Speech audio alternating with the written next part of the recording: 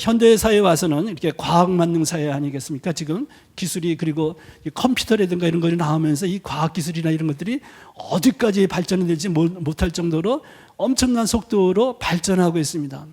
그래서 이런 것만 본다면 인간이 못할 것이 없는 것 같은 그런 차원이 돼요. 그래서 뭐 유전자 조작이라든가 여러 가지에 대해서 인간 복제까지도 하겠다고 이렇게 나서고 있는 그런 차원 아니겠습니까?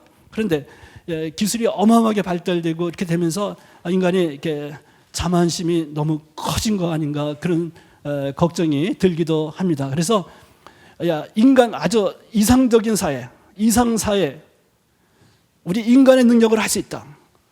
뭐 하느님이고 뭐고 간에 초자연적인 세계, 초자연적인 힘 다 필요 없고 우리 인간의 힘만으로 할 수 있다. 우리 인간의 이성을 사용하고 이걸 해갖고 할 수 있다라는 그런 믿음이 놀랍게도 널리 퍼져 있습니다. 그런데 우리는 성경을 통해서 분명히 알겠어요. 그게 아니라는 것. 우리가 하나님께 은총을 받고 하나님의 사랑을 받지 않고서는 우리 인간의 힘만으로는 도저히 알 수 없다. 그리고 인간은 하나님의 진정을 알고 하나님을 사랑하고 그분 없이, 하나님 없이 우리 인간끼리만 남겨놨을 때 인간이 어떻게 되는가? 그런 것은 성경이나 여러 가지로 증언되어 있다는 인간이 하나님 없이 아름다운 이상사회를 구현하려는 노력들은 잘못하면 지상 천국을 세우는 게 아니라 지상 지옥으로 변할 수도 있습니다.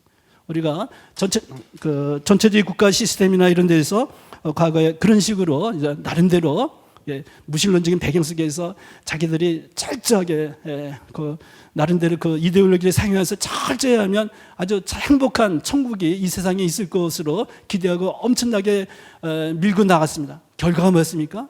엄청난 전쟁을 일으키고 엄청나게 많은 사람들 고통 속에 불러일으키고 그렇게 하지 않았습니까? 너무 다른 얘기로 이렇게 들어갔을지 모르겠습니다만 이런 면에서 우리는 근본적으로 우리 인간 조건은 하느님을 필요하고 하느님의 사랑을 필요합니다. 그 사랑과 관계돼서도 그런 겁니다. 그래서 이게 그겁니다. 예수 그리스도를 통해서 우리에게 주어진 사랑이죠. 주어진 그 사랑 때문에 그 사랑을 근거로 해서 다른 많은 사랑의 노고를 할 수 있게 되는 것이다라는 말씀은 저런 배경에서 드리는 말씀입니다. 다음 보죠.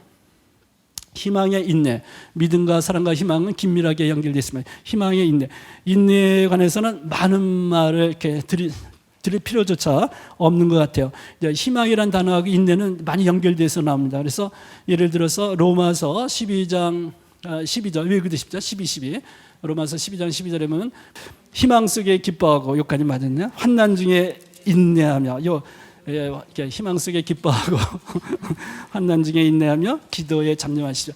너무 외우기도 쉽죠. 근데 정말 좋은 말씀이에요. 희망 속에 기뻐하고 그 다음에 환난 중에 인내하며 여기에 희망과 인내라는 단어가 있습니다. 인내라는 단어가 그리스 말로 보면 휴포모네라는 그 단어인데요. 휴포는 이렇게 무엇 밑에라는 뜻을 갖고 있어요. 전치사로 말하면 영어에 말하면 under라는 뜻을 갖고 있어요. 휴포 밑에, 모네라는 그 단어는 메네인이라는 동사가 있는데 머물다라는 겁니다. 그래서 이 인내라는 단어는 뭐 밑에 이렇게 머무는 겁니다. 뭐 밑에 머무는 거 견디어낸다라는 뜻이 딱 맞죠. 뭔데 견디어내는 겁니다. 희망. 근데 그냥 견뎌내니까 희망이 가지고 인내하는 거. 이건 뭐 더 설명은 안 드려도 되는데 로마서 5장 앞부분에 보면 이 차원에 관한 말씀들이 나옵니다. 여기서는 그 정도만 보겠습니다. 다음을 보겠습니다. 보충선 아까 향주덕에 대해서 말씀을 드린 부분이 있는데 거기에서 이렇게 가톨릭 교회 교리서 안에 이 향주덕에 대한 부분이 있습니다. 이 부분은 제가 원문을 체크할 시간이 없었는데 우리말로 향주덕이라고 번역된 부분은 아까 말한 대로 그 신학적 덕이라는 theological virtues라는 그 단어일 겁니다. 그래서 인간적인 덕들은 향주덕의 뿌리를 갖고 있다. 아까 사취덕이라는 것도 사취덕에게 절제, 용기, 정의, 지혜 그 네 가지는 인간적인 덕이라고 볼 수 있어요. 그런 것들은 향주덕의 뿌리를 두고 있다. 왜냐하면 향주덕은 하느님과 직접 하느님과 관계된 덕입니다. 하느님과 관계돼서 향주덕은 그리스도인들이 거룩하신 삼위의 관계를 맺으며 살아가려는 마음을 가지게 한다. 향주덕의 근원과 동기와 대상은 한 분이고 삼위이신 하느님이시다. 여기 약간 더 복잡한 문제 이렇게 들어가지만 근본적으로 믿음 자체가 은총의 성격을 갖고 있다는 거 말씀드리죠. 바울 사도의 생애를 보면 믿음 자체가 물론 바울 사도가 의지로 동의하고 믿고 그런 것도 있지만 믿을 수 있게 끌어준 차원이 있어요. 그래서 그런 거 보면 믿음도 은총의 차원을 갖고 있는데 이제 그런 거와 관계돼서 여기에 근원과 동기와 대상은 삼위이신 하느님이시다라는 말이 나옵니다. 여기는 우리 성서적인 것보다는 교리적인 그런 거니까 넘어가도록 하겠습니다. 향기덕은 그리스도교 윤리적 행위의 기초가 되며 그 활력을 불어넣고 특징을 부여한다. 자세하게 설명을 드립니다. 향기덕은 신자들이 하느님의 자녀로서 행동하여 영원한 생명을 누릴 자격을 얻을 수 있게 하려고 하느님께서 보세요. 하느님께서 그들의 영혼에 불어넣어 주시는 것이다. 하느님께서 불어넣어 주는 믿을 수 있게 하고 희망할 수 있게 하고 사랑할 수 있게 불어넣어 주는 차원이 있는 겁니다. 물론 여기서 우리 인간이 하느님을 향해서 하느님을 믿고 하느님을 사랑하고 하느님을 희망하고 하는 그 차원이 있지만 동시에 하느님께서 우리 마음 안에 이렇게 불어넣어 주는 차원이 있는 겁니다. 이게 이제 은총의 차원인데 그런 걸 그리고 향기덕은 인간의 능력 안에 성령의 현존과 활동을 보증한다. 향기덕에는 세 가지가 있는데 믿음, 희망, 사랑이다. 하면서 코린토일서 13장 13절을 예를 들고 있습니다. 다음 보겠습니다. 우리 가톨릭 교회 교리서에 보면 우리 기도서 아직 그 전에 12단이라고 있었어요. 12단 그런 것처럼 이제 우리 가톨릭 교회 그래서 아주 작은 거기 기도면 거기에 신독성, 망독성, 애독성이 있습니다.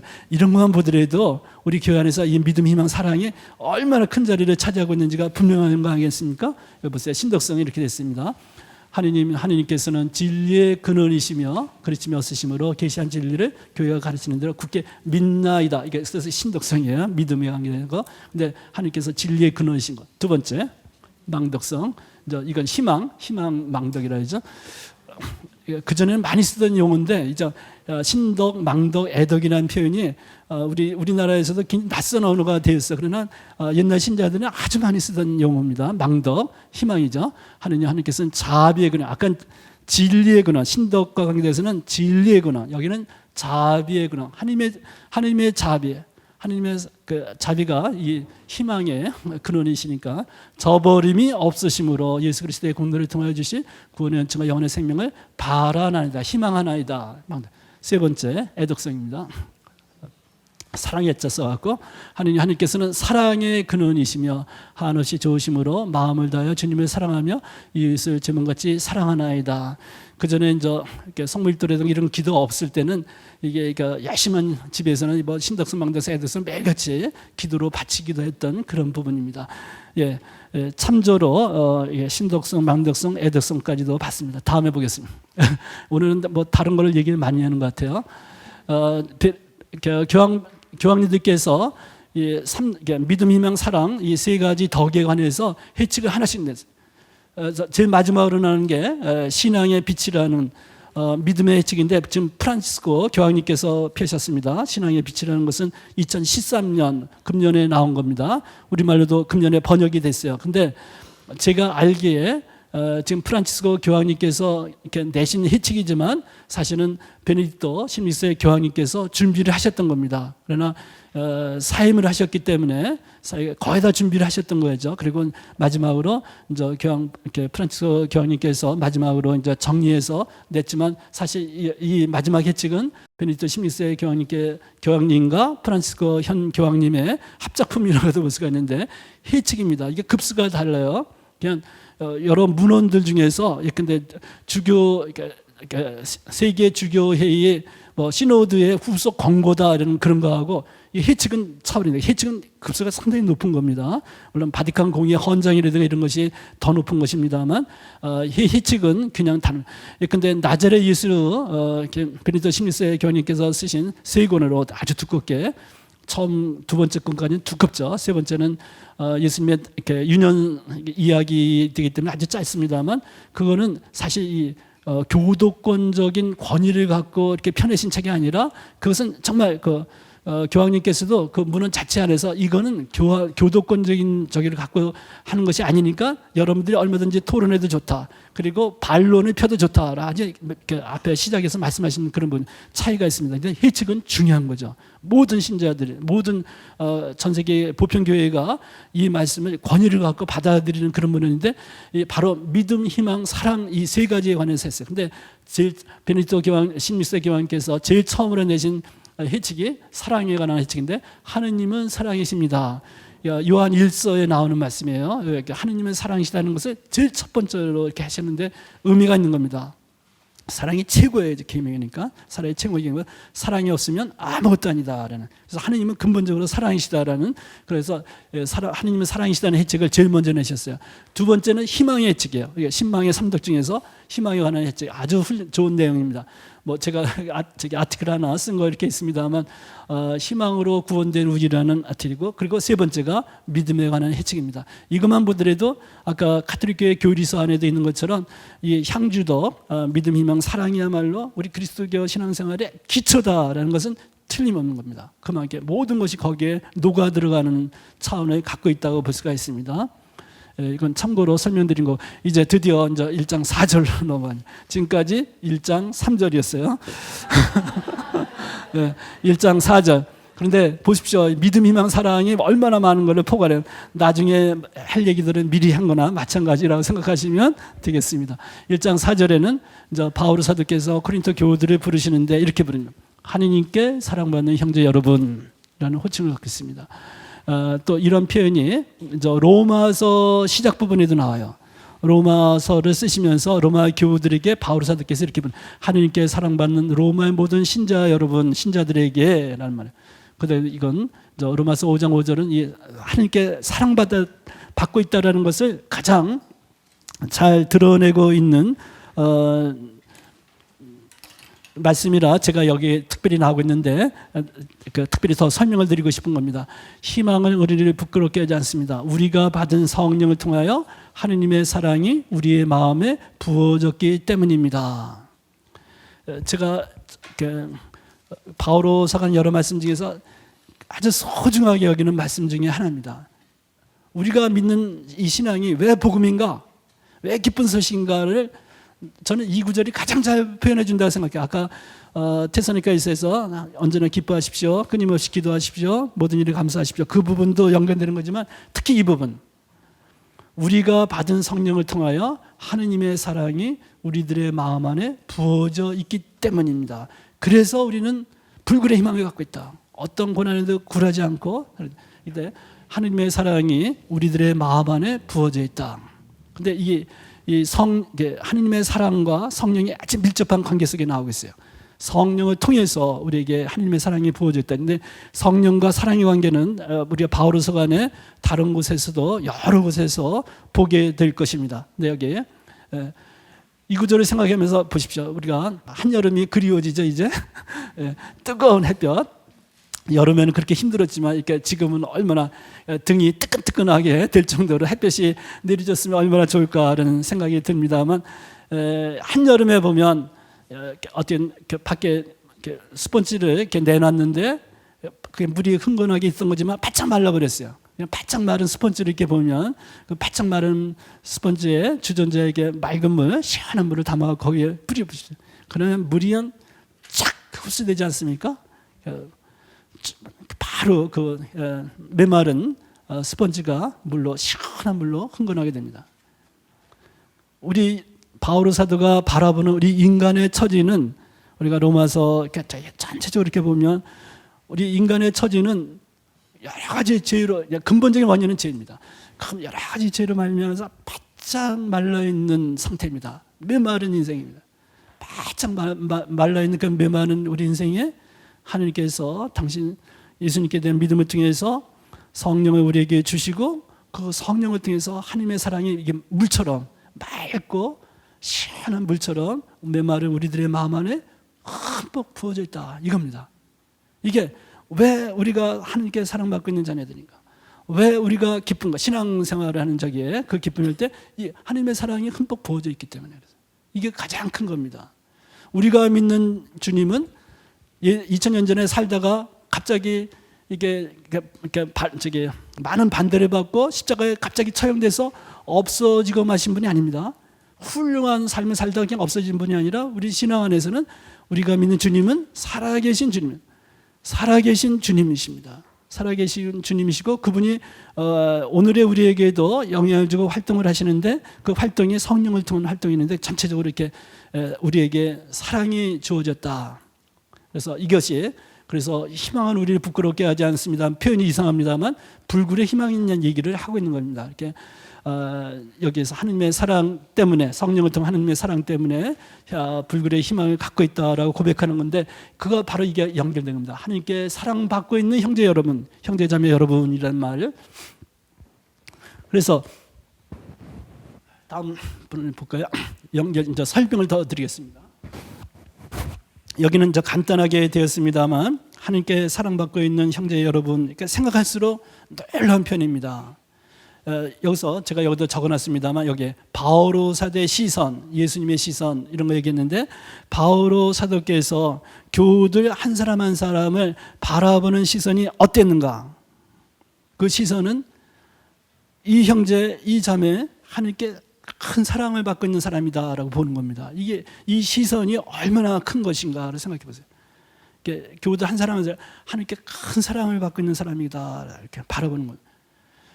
이해를 여기 이와 관련되면 전 유치원 이렇게 생각하게 되는데 제가 해화동 카톨릭대학교 신학대학에 지금 오래 살고 있습니다. 근데 그 앞에 한쪽에는 입구에 보면 옆에는 해화동 성당이고 저 오른쪽에는 이게 입구 들어가면서 보면 오른쪽에는 해화동 성당이고 왼쪽에는 해화 유치원이 있어요. 그러니까 뭐 수시로 거기 뭐 지나다니니까 많이 보죠. 그러면 그 아이들이 그 꼬마들이 이렇게 유치원에 올 때 할아버지 할머니들이 데리고 올 때도 있고 엄마가 데려올 때도 있고 하여튼 이렇게 엄마 아빠가 이렇게 또 데리러 올 때도 있고 되게 할아버지 할머니들이 많으신 것 같아요. 근데 그 보면 정말 그 시선을 보면 그분들의 눈에 그 할아버지 할머니나 엄마 아빠의 그 눈에 그 아이들이 얼마나 사랑스럽게 보이는지 모르겠어요. 제가 이렇게 봐도 정말 사랑이 넘쳐 흐르는 것 같아요. 그 걔네들이 바라보고 이렇게 해주고 선생님들 맡기고 이제 갈 때 올 때 이렇게 보면 정말 그 아이들을 바라보는 그 사랑의 시선. 그런데 보십시오. 이제 교육의 관점에서 볼 때 그 학교 유치원의 그 선생님들이 그 아이들을 바라볼 때 그 부모님 이 아이들이 얼마나 사랑을 받고 있는 아이들인가. 그 엄마 아빠가 얼마나 사랑하고 그 할아버지 할머니들 얼마나 사랑하고 그런 것을 알고 있는 거하고 그래서 그 엄마 아빠하고 할아버지 할머니만큼 사랑하지 못하지만 그래도 그 사랑을 생각하면서 그 아이들을 바라보는 거하고 그런 거에 대해 전혀 모르고 그냥 많은 아이들 중에 하나로 그냥 이렇게 보는 거하고 얼마나 다릅니까? 교육의 관점에서 그 사랑받고 있다는 것을 알면서 그 학생들을 어린이들에게 대하는 거하고 그렇지 않은 경우는 저는 전혀 다르다고 생각합니다. 이게 근데 보십시오. 바오로 사도께서 교우들을 바라볼 때 하나님께 이렇게 큰 사랑을 받고 있는 것으로 보는 겁니다. 그래서 이게 우리 신앙에서 얼마나 큰 부분인지를 이렇게 말씀드리고자 하는 것입니다. 우리 각자가 우선 우리 한 사람 한 사람 우리 각자의 삶을 우리 하나하나가 하나님께서 얼마나 우리를 사랑하고 있는지 우리 자신이 그거를 느끼려고 노력해야 된다고 생각합니다. 더구나 하나님께 미움받고 있다 생각하면 안 되는 거죠. 때로는 물론 우리가 죄를 짓는 경우도 많고 잘못하는 경우도 많아요. 그러나 분명히 우리가 생각하는 그런 것보다 하나님께서 훨씬 더 사랑의 자비의 하나님이라는 거, 우리를 사랑하고 계시다는 거, 비록 우리가 잘못하더라도 죄를 짓더라도 하나님께서 우리를 위한 사랑은 변함이 없는 겁니다. 다만 우리가 우리의 죄로 인해서 우리 스스로가 악의 구렁텅이로 구렁텅이로 우리 스스로 빠져들으면 있기 때문에 하나님께로 돌아서야 돼요. 회개가 요청되는 겁니다. 그러나 하나님께서는 우리를 향한 사랑을 계속 간직하고 있는 겁니다. 우리 그걸 잊지 말아야 되는 거죠. 굉장히 중요한 부분이에요. 하나님께 사랑받고 있다. 우리 각자가 그렇게 생각하고 특히 이제 그 다음에 우리 개별적으로 그렇게 생각하는 방향이 있고 그 다음에 다른 형제 자매들을 바라보는 시선에서 이 부분이 어쩌면 또 굉장히 중요한 부분이죠. 어떤 때는 내 마음에 들지 않고 화가고 나를 화나게 만들고 때로는 나를 죄짓게 만들고 있고 그런 적이지만 그래서 그 모든 걸 넘어서서 저 형제, 저 자매도 하나님께 사랑받고 있다라는 거를 그걸 보려고 노력하는 것이 얼마나 큽니까? 특히 우리가 공동체 전체적인 차원에서 이 부분을 의식하고 있는 거, 이걸 깨닫는 부분은 우리가 서로를 이해하고 서로를 이렇게 기다려주고 이런 차원에서 사랑받고 있다라는 이 부분을 이해하는 것은 중요하다고 생각합니다. 그래서 두 가지 차원이 있어요. 우리 각자의 삶에서 우리의 삶이 하나님께 사랑받고 있다는 거를 이렇게 깊게 느끼고, 사실은 믿음이라는 것은 하나님께 대한 믿음, 주님께 대한 믿음은 말을 다르게 말하면 하느님의 그 사랑을 믿는 거라고 생각합니다. 사랑을 믿는 겁니다. 그래서 요한일서 4장 8절 16절에 보면, 특히 16절에 요한일서 4장 16절에 보면 하느님은 사랑이십니다라는 말이 그 4장 8절하고 16절에 두 번 나오는데, 그 16절에 보면 우리는 사랑을 믿었습니다라는 말이 나와요. 사랑을 믿었습니다. 그런데 사실 하나님의 사랑을 믿는 거라고 볼 수 있어요. 근본적으로. 그래서 여기 하나님께 사랑받고 있다는 이 부분은 우리 신앙에서 중요합니다. 자, 보십시오. 교육자들이 많이 얘기하는 부분이죠. 어린 시절, 특히 감수성이 예민한 아주 어린 시절이 부모님의 사랑이 얼마나 필요한 건가. 그 아이가 성장해서 어른으로 살아가는 데도 계속 두고두고 영향을 미치는 것인데, 그 아주 예민하게 그 인격이 형성되고 하는 그 어린 아주 초창기에 부모님과 가족들로부터 주위의 사람들은 전폭적인 사랑을 받고 믿음을 받고 살아가는 거하고, 그렇게 자란 그 어린이하고 의심을 받고 기대에 못 친다고 계속 추궁만 당하고 성장한 어린이 사이에 얼마나 큰 차이가 있는지. 근데 어려서 전폭적인 믿음과 사랑 속에 자라는 아이들은 나중에 어른이 돼서도 두려움이 없어요. 당당합니다. 당당하고, 그리고 실수하고 그러더라도 두려워하지 않아요. 왜냐하면 실수하거나 잘못해도 받아들여졌으니까. 그리고 더 노력하고 개선하면 되는 거니까. 그런데 아무리 똑똑하고 객관적으로 볼 때는 아주 지능도 좋고 똑똑하고, 그런데 부모님께서 기대치가 너무 높아갖고, 근데 점수를 말하자면 100점 98점도 안 되고 99점 아니 100점이 되도록, 아니 그런 완벽한 것을 계속 추구하는 그 학생이, 그 아이가 나중에 훌륭하게 성공할 수 있게 해서 노력하는 것이죠. 그 부모님의 마음이야 누가 이해 못하겠습니까? 그러나 그 어린 마음에는 너무 높은 기대치에서 계속 압박을 받고 자라면, 사실 객관적으로 보면 그렇게 하면 굉장히 잘한 것이고 칭찬을 받아도 마땅한데, 칭찬을 받지 못하고 계속 부족하다고 지적을 받게 되면 나중에 어떻게 됩니까? 불안한 겁니다. 잘해놓고도 불안한 겁니다. 항상 최고의 노력을 해놓고도 주변을 보고 다른 사람을 보고 또 야단을 맞지 않는가, 이런 식으로 불안하게 되는 거 아닌가. 교육자들이 그런 식으로 얘기를 하고 있는 것이죠. 너무 단순 비교일지는 모르겠습니다만, 우리는 신앙 안에서 하느님과 우리의 관계가 그런 관계가 아니에요. 계속 닥달하고 야단치고 조금만 실수해도 반드시 벌하고, 이런 하느님과 우리의 관계가 그런 게 아니에요. 그리스도 예수님을 통해서 계시된 하느님은, 우리가 그리스도 예수님 안에서 믿음 안에서 있는 하느님은 우리가 하느님을 사랑하는 아버지로 부를 수 있는 하느님입니다. 아버지하고 달려가 안길 수 있는 그런 믿음과 그런 사랑의 관계 속에 있는 겁니다. 그래서 여기 하나님께 사랑받고 있는 자녀들이라는 표현은 우리가 테살로니가에서 이렇게 앞부분에 나오지만 그렇게 깊은 차원을 갖고 있는 말입니다. 다음을 볼 거예요. 이 갈라디아서 2장, 그건 나중에 보도록 합시다. 이제 5절, 힘과 사랑과 큰 확신으로 전해지는 복음인데, 성경 말씀 자체는 이렇습니다. 하느님께 사랑받는 형제 자매 여러분, 이게 앞에서 이제 설명한 것이고, 우리는 여러분이 선택되었으면 합니다. 그것은 우리 복음이 말로만이 아니라 힘과 성령과 큰 확신으로 여러분에게 전해졌기 때문입니다. 복음 선포 안에 하느님께서 성령님으로 몸소 활동하고 있는 차원이 있다라는 거, 여기에 대해서 이제 설명을 좀 드리겠습니다. 여기도 마찬가지로 하나님께 감사드리고 있는 겁니다. 하나님께 감사드리는데, 이렇게 돼서 하나님께 감사합니다라는 문장에 다 연결되어 있는 것입니다. 그런데 이제 바울 사도가 이렇게 보기에, 바울 사도가 이제 복음을 전하는데, 복음이 그냥 빈 말이 이렇게 있고 말이 허공 속에 그냥 사라져 버린 게 아니라, 말씀이 힘과 성령과 큰 확신 속에 전해졌다는 것을 바울 사도가 깊게 느낀 것입니다. 복음 선포는 인간들인 선교사들이 있어요. 바오로, 실바노, 티모테오.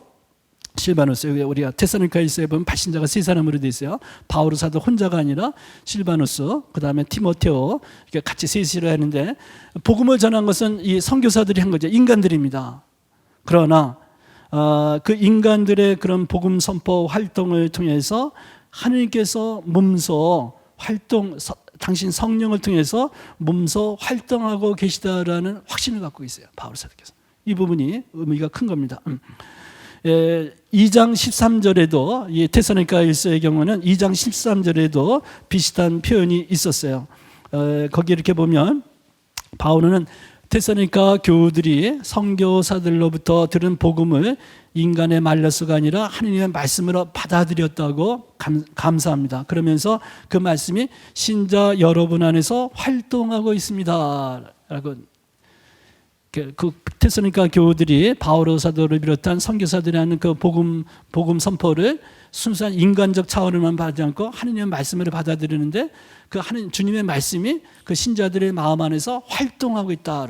여기 활동하고 있다라는 표현이 아까 에너지를 내고 있다라는 그거가 거의 같은 표현이 여기서 사용되고 있어요. 그 동사가 사용돼요. 하나님의 말씀이 에너지를 내고 있다. 우리 삶 안에서. 이거 상당히 의미가 있는 말입니다. 하나님의 말씀이 에너지를 내고 있다.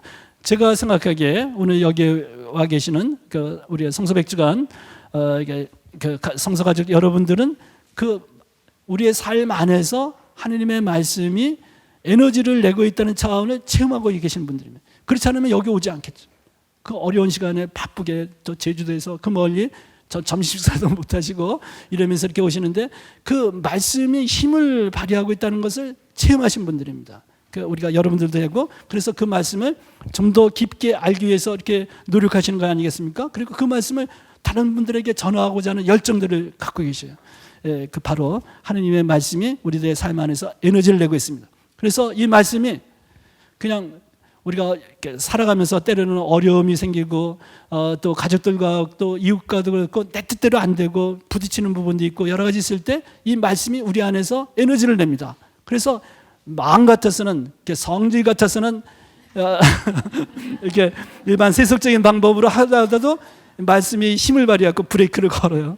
브레이크를 갖고 안 되지, 그러면 안 되고 참고 인내하고, 그래서 다시 사랑의 눈으로 바라보고, 이게 말씀이 힘을 내고 있는 차원 아니겠어요? 때로는 쭉 처져갖고 실망하고 좌절하고 뭐 이렇게 그래도 힘이 없는데 주님의 말씀은 성경 말씀을 듣고 성경 말씀을 희생하고 그러면서 말씀 때문에 힘을 내고 다시 일어나고 다시 바라보고 다시 좀 더 넓은 차원에서 삶을 바라보고 힘을 내게, 이게 말씀이 우리 삶 안에서 에너지를 내는 겁니다. 바로 이런 차원을 말하고 있고, 근데 이제 바울 사도는 그 에너지를 내고 있다 할 때 성령의 차원을 얘기해요. 성령의 힘으로, 성령과 그 큰 확신으로, 거기에 에너지, 힘과 성령과 큰 확신으로 될 때 이 성령과 힘이 연결되는데, 이게 힘이 그리스 말로는 디나미스라는 단어입니다. 근데 힘이라는 권능이라고도 번역할 수 있고, 근데 성령은 이게 정적인 게 아닙니다. 그러니까 우리가 성령이라고 번역되는 영이라는 단어가 히브리어 말에서, 구약 성경의 히브리 말에서는 루아흐라는 단어고, 그 다음에 그리스 말에서는 푸뉴마라는 단어인데, 다 어원적으로 보면 바람이라는 뜻도 이렇게 듣고 있어요. 바람은 가만히 있으면 바람이 아닙니다. 움직여야지 바람이 생기는 거죠. 역동적인 겁니다. 성령은 우리 안에서 그냥 있지 않고 우리를 움직이게 해요. 그 성령을 통해서 하나님의 사랑이 우리에게 주어지는데 그 사랑이 가만히 있는 게 아닙니다. 우리를 움직이게 합니다. 역동이 힘들게. 근데 그러면서 동시에 성령과 힘 얘기할 때 힘은 때로는 기적 같은 것을 동반하는 의미를 가지고 있을 때도 있습니다. 제가 볼 때 바오로서관들 이렇게 보면 사도행전 같은 데 그건 분명히 드러납니다만, 바오로 사도의 말씀, 성경 활동 가운데서 신앙을 전혀 갖고 있지 않던 그리스 사람들, 그리스 말 이방인들 사이에서 놀라운 일들이 전개되는 때가 분명히 있었던 것 같습니다. 그래서 저 사람이 행색도 초라하고 언변도 별로 신통치 않고, 그런데도 불구하고 저 사람이 하느님의 사람이구나, 하느님께서 저 사람을 통해서 일하고 있다라는 확신을 갖게끔 했던 어떤 사건들이 이루어졌음이 틀림없다고 생각합니다. 그 이름에는 사람들이 기적이라고 부를 수 있는 그런 차원을 포함하고 있었던 것 같아요. 분명히 그런 우리가 그냥 말씀의 힘 이런 것만 했는데 그 힘의 차원에서는 우리가 때로는 기적이라고 이끌을 수 있는 그런 놀라운 일들이 이루어진 겁니다. 현대 과학적 세계관에서는 뭐 기적이라는 것은 이루어질 때 있을 수가 없고 꼭 우리가 과학적으로 분석 가능한 그런 일만 벌어진다고 우리는 갖고 있는데 사실 따지고 보더라도 그것 자체가 선입견입니다. 선입견입니다. 물론 이제 지금은 또 많은 것들 지금은 그 과학적으로 설명이 안 되는데 나중에 여러 가지 우리가 지혜가 발전하고 그러면서 나중에 설명되는 그런 차원들이 있죠. 하여튼 중요한 것은 기적의 개념 자체보다도 그 말 뜻이 갖고 있는 것처럼 놀라운 일들이 벌어지는 겁니다. 예. 하나님의 말씀을 통해서 이루어지는 차원이 있음을 말해주고 있습니다. 그 다음에 다음 구절에 여기 들어가 있네요. 유명한 말씀이 히브리서 4장 12절은 우리 성서 가족들은 다 알고 있는 말씀입니다. 하나님의 말씀은 살아있고 힘이 있으며 어떤 쌍날칼보다도 날카롭습니다. 여기에 살아있고 힘이 있다. 아까 에너지를 내고 있다라는 부분이 있지 않습니까?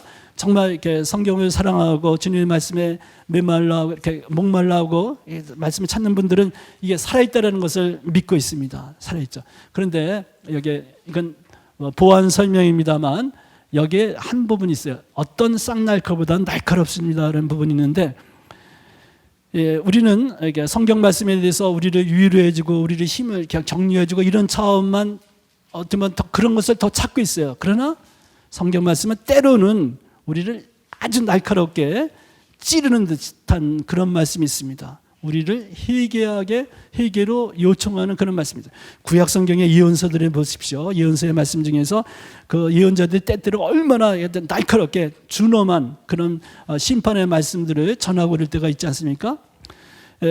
우리 몸에 보면 병이 들고 그러면 어떤 상처의 부위가 있어요. 그 상처를 골마 터지는데 골마 터지는 것을 아프다 그래갖고 가만 놔두면 어떻게 됩니까? 병이 점점 깊어지죠. 그러나 아프더라도 수술을 해서 그 상처를 도려내고 소독을 하고 그러나 그 도려내고 소독을 이렇게 하고 이러는 이런 과정은 무척 아픕니다. 그러나 그 아픈 과정이 있을 때 그것이 건강하게 되지 않습니까? 우리도 신앙생활에 때때로 주님의 말씀이 아프게 느껴질 때가 있어요. 그러나 그 아픔은 우리를 아프게 하려는 게 목적이 아니라 우리를 건강하게 하려는 목적입니다. 그러면서 때로는 여기 날카롭습니다의 차원도 주님의 말씀에 간직하고 있습니다. 그래서 이 부분은 우리가 특히 성경 말씀을 공부하고 체계적으로 알고 있는 데서는 사실 이 부분들도 우리가 좋아하는 말, 내 마음에 들고 내 인간적 취향에 맞는 그런 것만 찾아가면 그건 우리의 건강, 신앙적 건강을 오히려 해칠 수도 있어요. 우리가 편식하다 보면 달콤하고 기름진 음식만 먹다가는 우리 몸이 망가지지 않습니까? 마찬가지로 주님의 말씀도 우리의 마음의 취향. 그래서 객관적으로 이게 때로는 아픈 말씀도 우리 끌어안으려고 노력해야 되는 차원도 있음을 잊어서는 안 될 것 같습니다. 다음에 로마서 1장 16절은 로마서의 이렇게 아주 주제문과 유명한 말씀인데 여기서 그냥 읽고만 지는 나는 복음을 부끄러워하지 않습니다. 왜 부끄러워하지 않는가? 복음은 먼저 유다인에게 그리고 그리스도인에게까지 중요한 건 믿는 사람이면 누구에게나 구원을 가져야 되는 하느님의 힘이다. 복음은 하느님의 힘이다. 복음 선포가 될 때 바울에서 그 복음을 전하고 거기서 선포하고 그럴 때 그 선포의 과정에서는 하느님의 힘이 작용하고 있는 차원이 있는 겁니다. 이 부분이 복음 선포의 그 사도직을 수행하고 있는 분들에게서는 특히 마음에 새겨질 부분이에요. 하느님의 힘이 작용하고 있는 겁니다. 복음은 인간들이 이렇게 전하고 있습니다. 그러나 또 우리가 전례 공간 같은 거 생각하면 특히 더 그런 겁니다. 우리가 미사를 생각해 보세요. 성체 성사가 거행되고 있는 미사 공간에서 복음 선포가 이루어지면 제1독서, 제2독서 복음되고 그다음에 그 미사 전체에 하나님의 말씀이 많이 선포되고 있지 않습니까? 그런 데서 그 말씀이 선포될 때 하느님의 힘이 작용하고 있는 부분이 있습니다. 저는 이 부분 특히 우리가 성서 주간을 다음 주에 앞두고 있는 이런 상황에서 정말 마음에 새겨야 될 부분이라 생각합니다. 그래서 저도 이렇게 성경을 공부하고 이제 가르치는 게 강의하는 경우도 많고 그러는데 때로는 제가 이제 스스로 브레이크를 잡고 그럴 필요가 있을 때가 많습니다. 왜냐하면 말씀 자체가 성경 말씀 자체가 그 말씀은 우리 인간적 말이 아니고 물론 인간들을 통한 말이죠. 어떤 구체적인 여기는 바오로 사도고 그다음에 구약성경 어떤 예언자라든가 어떤 성경 저자들은 분명히 인간입니다. 그 인간을 통해서 이 말씀들이 주어졌습니다만 하나님께서 당신 성령을 불어넣어 주셔서 그 성서 저자들이 이런 글을 쓴 겁니다. 그러니까 그런 면에서 볼 때 그 말씀 자체가 힘을 발휘하고 하느님의 힘을 발휘하고 있는 차원이 있습니다. 제가 볼 때 지금 성서 100주간 강의에서 그래서 꼭 그런 거 아니라 성서 100주간의 전체 이 프로그램 전체의 특성 중에 하나가 인간적인 말을 가능한 한 절제하고 가능한 한 말씀 자체를 경청하고 그 말씀이 우리 안에서 힘을 내도록 하는 힘을 갖고 아주 중요한 점을 강점으로 갖고 있어요. 그래서 성서 100주간의 그 특성 중에서 정말 좋은 적입니다. 그래서 성서 100주간의 전체적인 여러분들의 모임에 할 때는 말씀 자체를 듣고 새기는 것이 주안점입니다. 오히려 거기에 봉사자들은 가능한 말씀을 절제하지 않습니까? 끼어들지 않고 말씀 자체가 해드리고 그다음에 어떤 의문점이라든가 질문이라든가 이런 것들은 이런 연수라든가 이런 걸 통해서 보완하는 적으로 했어요. 굉장히 중요한 차원을 갖고 있습니다. 저도 말을 많이 하고 강의도 많이 하고 또 이렇게 강론도 하고 그렇게 합니다만 저 스스로 때때로 이렇게 많이 생각해요.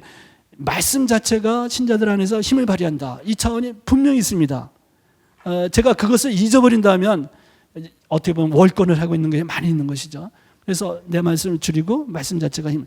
그리고 실제로 저도 특히 저 전례 공간이라든가 이런 데서 미사하고 이렇게 끝나고 이렇게 뭐 신자들을 대화하다 보면 강론 말씀에 대해서 어떤 얘기하고 막 저기 칭찬하는 그런 부분도 있습니다만 그럴 때 어떻게 보면 정말 제가 한 말이 별로 없어요. 제가 객관적으로 해도 제가 강론 때 한 말에는 사실 내용이 별로 사람들의 마음을 움직이고 그럴 말씀들이 아닌 것. 제가 양심적으로 아는 부분이 있죠.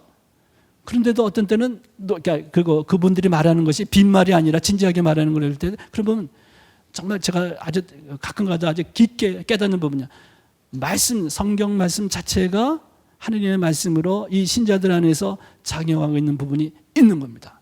우리는 그거를 존중하고 그래서 그 말씀을 떠받들고 이런 자세가 정말로 필요한 것입니다. 그래서 우리 교회는 2차 바티칸 공의회문은 특히 계시 현장이 그런 거에 관계된 문장 아닙니까? 계시 현장은 그런 면에서 얼마나 강조하고 있는지 모르겠어요. 그래서 교회는 가능한 한 신자들이 성경 말씀을 들을 수 있는 기회를 많이 만들어라. 그전에는 성경도 번역이 안 된 나라가 많이 있었어요. 우리나라도 늦게 번역된 거죠. 70년대에 공동 번역이 70년대에 나왔으니까 얼마나 늦게 된 거예요. 물론 그전에 복음서라든가 이런 거로 따로 있긴 있었습니다만 그래서 성경 말씀 자체를 많이 들을 수 있는 기회를 만들어라. 왜냐하면 그 말씀을 들어야지 그 다음에 말씀의 씨앗이 떨어지고 그것이 자라나고 그러는 부분이 있는데 그래서 말씀 자체의 중요성을 갖는 거 그러니까 우리가 지금 데살로니가서 1장 5절을 볼 때 같이 생각해야 될 부분이라고 생각이 됩니다. 그 다음 부분들 볼까요? 2차 바티칸 공의회 문헌 중에서 성체 식탁만이 아니라 말씀의 식탁이라는 표현을 쓴 데도 있어요.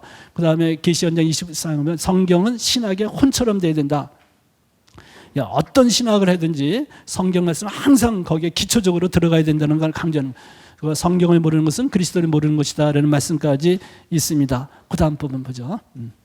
1장 6절부터 주님을 본받는 사람이라는 테마가 있는데 이 부분은 제가 이렇게 전체적으로 생략하고 좋은 말씀이지만 많은 설명이 필요한데 오늘 다른 중요한 말씀들을 해서 지나가도 될 것 같습니다. 그 다음 부분 보겠습니다. 근데 여기에 바울 사도가 우리를 본받는 말을 이렇게 하는데 사실은 바울 사도가 말하는 것은 내가 그리스도를 본받는 것처럼 여러분도 나를 본받으십시오. 이것이 기본입니다. 우리와 주님을 본받는 사람이 됐다 할 때 그리고 우리 교회 안에서 중요한 용어 중에 라틴어로 이미타시오 크리스티라는 말인데 그리스도를 본받는 우리가 준주 성범이라는 오래된 우리 교회 전통 안에서 오래된 책이 있는데 거기도 그 책에 사실은 이게 기본적인 내용입니다. 그런데 제가 여기 요 말을 꼭 해드리고 싶은 것은 우리가 그리스도를 본받고 누구든지 나를 따르고자 하면 자기 십자가를 지고 나를 따라야 된다. 십자가 추종에 대해서 말하는 부분이 있는데 그런 거와 연관돼서 그리스도를 본받는다고 할 때 예수님이 겪으신 고통 그 자체를 본받으라는 것이 아니라 고통과 죽음까지도 마다하지 않으신 그분의 사랑과 섬김의 삶을 본받으라는 말입니다. 사랑과 섬김. 근데 참다운 사랑은 우리가 고린도후서 13장도 그러지만 참다운 사랑이 이게 아까 말한 사랑의 수고를 동반, 어떤 때는 희생이라는 단어는 너무나 강한 편이지만 오늘 우리가 배운 거를 한다면 수고라는 단어가 우리 적절할 지 말이에요. 참다운 사랑치고 수고를 동반하지 않는 것이 어디 있겠습니까? 만약에 이렇게 수고라든가 뭐 이런 거 어떤 때로는 그 희생이라는 단어까지 포함될 때가 이렇게 있습니다만 그런 것이 없는 사랑만 할 때는 그거는 빈 껍데기임에 틀림이 없을 겁니다. 참사랑은 어떻게 이렇게 수고를 동반하고 어떤 때는 고통을 동반해. 그래서 그분의 예수님의 사랑과 섬김을 본받으라는 말이지 고통 그 자체를 본받으라는 것은 아니라는 점.